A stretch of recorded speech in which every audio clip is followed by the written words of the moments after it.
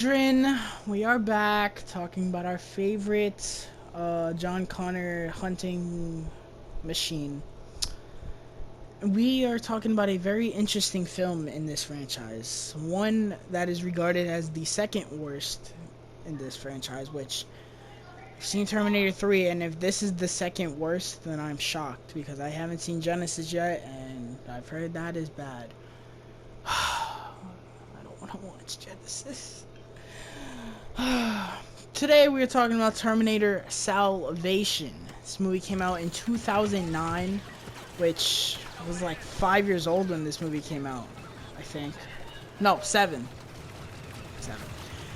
I remember when this movie came out. The only thing I remember was that there was a video game. That's all I remember. There was a video game, and in every single arcade I go to, there's a Terminator Salvation machine. It's a lot of fun to play.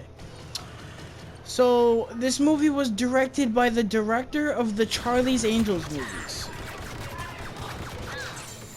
Yeah, we're off on the right foot here. All jokes aside, this movie came out like a long time after Terminator 3, which this movie was supposed to start a trilogy, and it's heartbreaking that this movie didn't start a trilogy. I don't know why it didn't. I don't know if it didn't make money or if people just didn't like it, so they were like, ah, fuck it. I don't know. A Terminator trilogy set in the future? That'd be pretty kick-ass if you ask me. I mean, with the way this movie ends, I don't know, but, you know, I think a trilogy or 2 movies set in the future would have been awesome. Regardless, I'm gonna ask Kevin how he thought about Terminator before I thought about it. So, Kevin, what did you think of Terminator Salvation? I thought it was alright. It's not like a. I thought it was like it's not a bad movie, but it's not like a great movie. You know.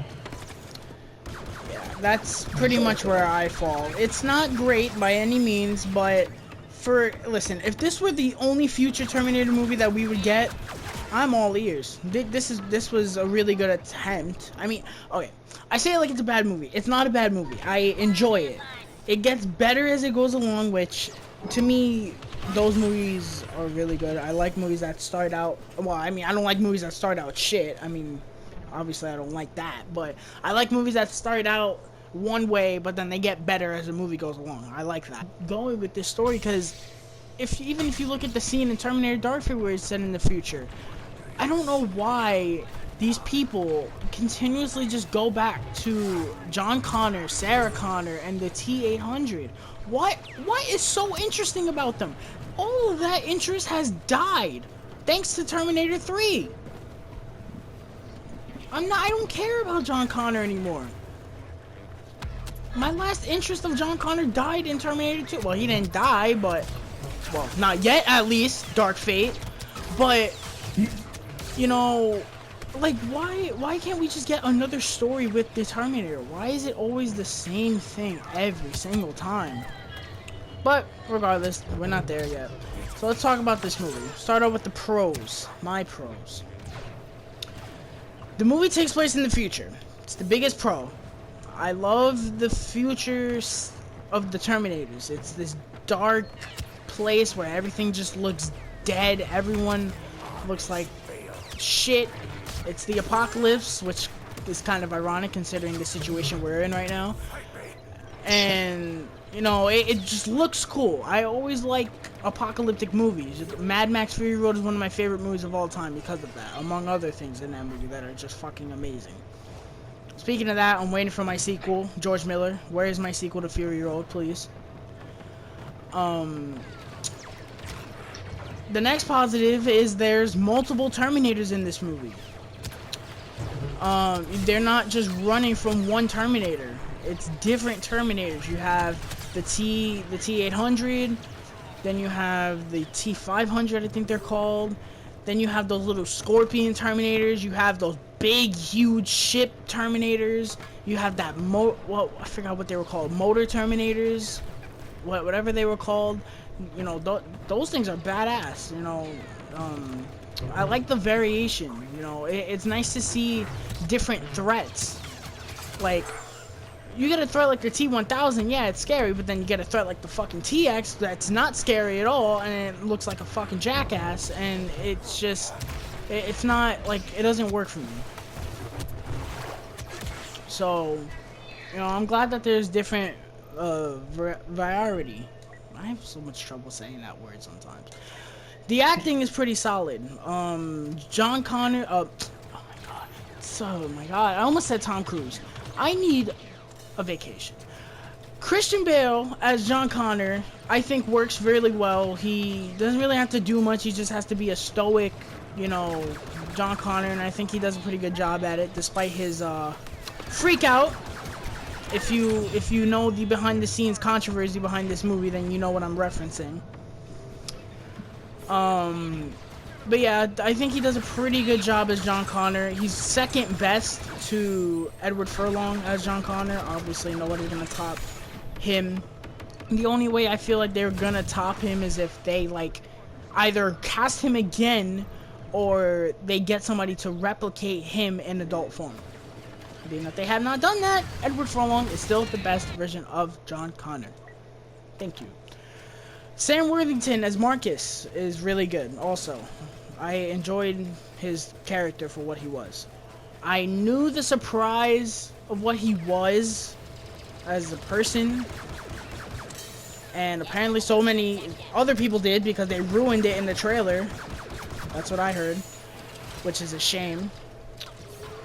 But I think it was cool that... Huh? What else would we need to explain like stuff in the trailer?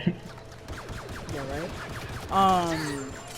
But it's cool seeing like a human. I guess this was kind of like the first step to God, I forgot her name. The one from Terminator Dark Fate, because she's kind of like a human, but she's kind of a Terminator also. I guess this was kind of the first step into that. So regardless, I think they did a good job with his character. Bryce Dallas Howard as Kate, returning from Terminator. Well, she wasn't in Terminator 3, but the character is returning from Terminator 3. I like.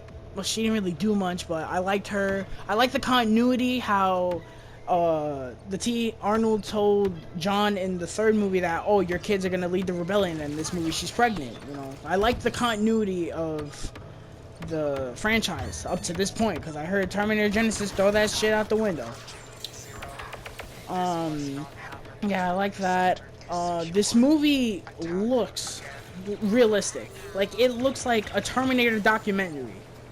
Like, it looks like one of those safari shows, one of those stupid safari shows, when the stupid guy with the Australian accent, look over here, there's a tiger. And if this was this movie, it'd be like, look over there, there's a T-800. And then gets blown up 2 seconds later because he's staring at the T-800 like it's a modern art piece. But yeah, I love the look of it. Like, especially like that first scene where T-500 is just chasing him. Like, it looks so realistic. Kind of like District 9. The special effects also are very good. This is a huge step up from Terminator 3. Huge step up. The Terminators look very cool. Again, all the different variations of the Terminator look cool. The special effects on Marcus, when his face starts to, you know, peel, I guess, showing the skeleton of him, you know, that looks cool. The story in this movie is pretty solid. It's really simple, which I guess that's a surprise and a difference, considering these Terminator movies always go crazy. But I guess it's a good thing that it kept it simple, like John Connor's trying to find Kyle Reese because that's his father. Which, let's get into that. That's a little bit weird, because technically Kyle Reese should be dead because he dies in Terminator 1 to save Sarah. So how is he alive in the future?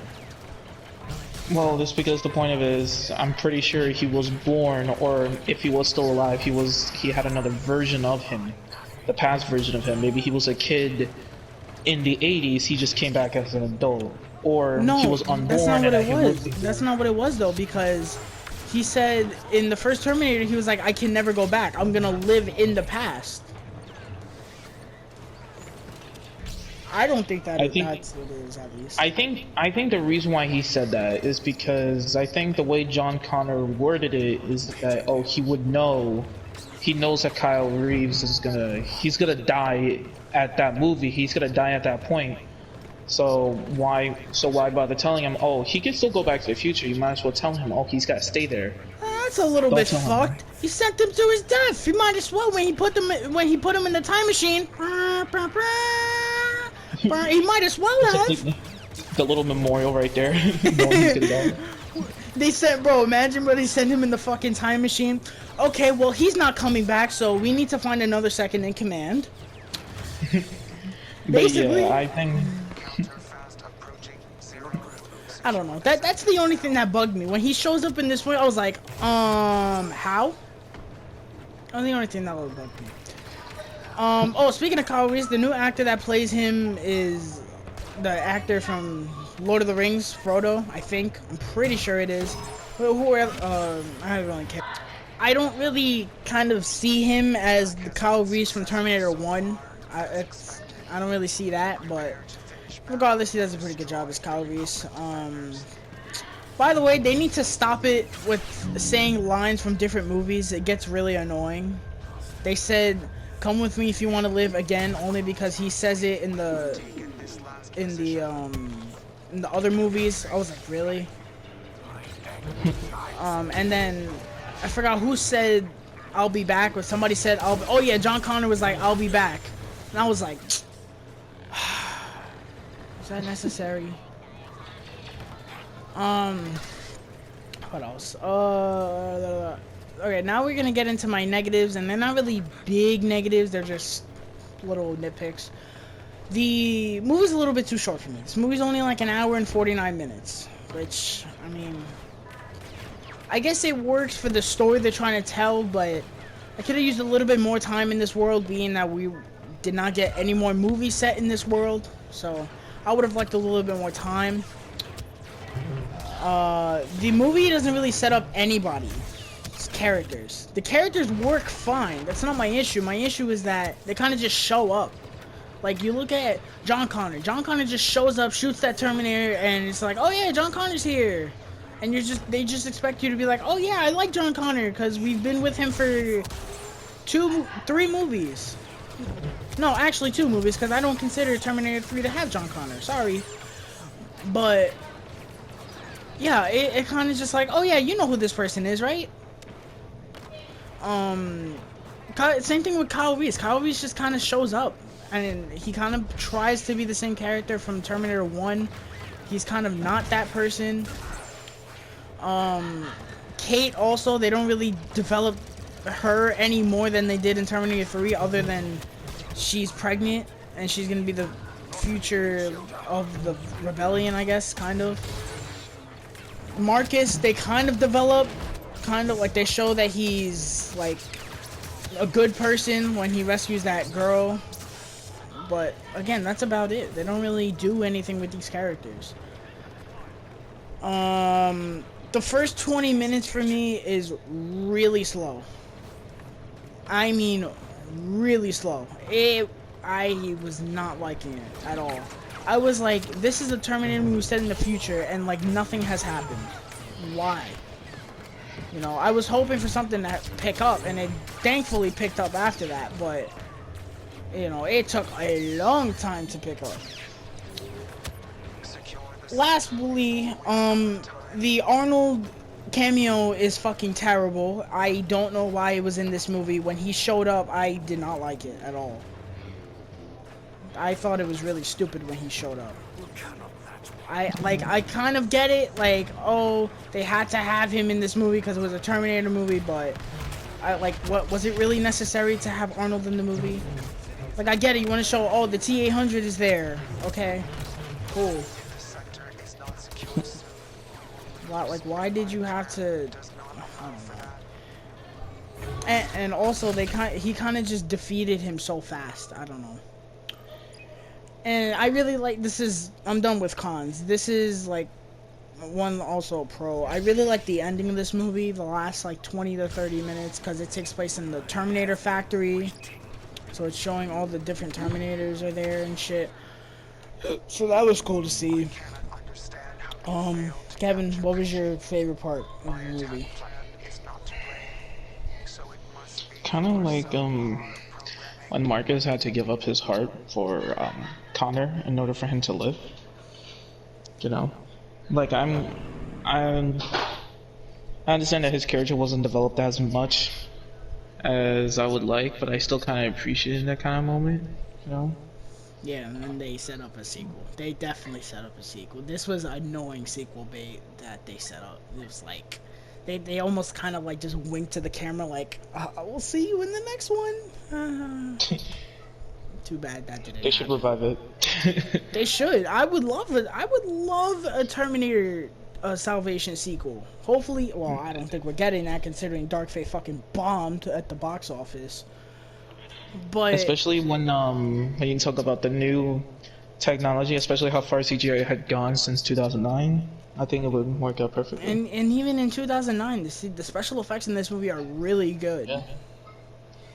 And especially Yeah. with those new Terminators they introduced in Dark Fate, oh my god. You give me that with great characters, like, okay, I was gonna say mix Rogue One with Terminator, but Rogue One has not good characters, so I wouldn't do that. But if you take, like, really good characters and the future setting that Dark Fate set up, and you combine that, give me a 2-hour movie with just fucking epicness, that would be amazing. Here's it stands. Terminator Salvation stands on its own. It's a really good movie. I think it's underrated. Not enough people talk about this movie. People either talk about Terminator 1 and 2 being the greatest action movies of all time, or horror movies, in the case of Terminator 1. Terminator 3 being such a failure, Terminator Genesis being such a failure and miserable, and Dark Fate just taking a shit on the franchise because of what it does in the first 5 minutes. I never hear people talk about Salvation. And that's really disappointing. I think it should get more attention. I don't know. That's all. Thank you guys so much for walking through our journey of cyber Skynet, which we're almost there. Friday, we're giving you the much anticipated review of Terminator Genesis. Oh boy. If you haven't already, please leave a like and subscribe. Those likes really help. It gets us recommended to other people, and it opens the channel to more people's eyes. And please leave a like again if it's subscribed if you haven't already, and be on the lookout for the review of Terminator Genesis soon. Thank you so much, and stay safe.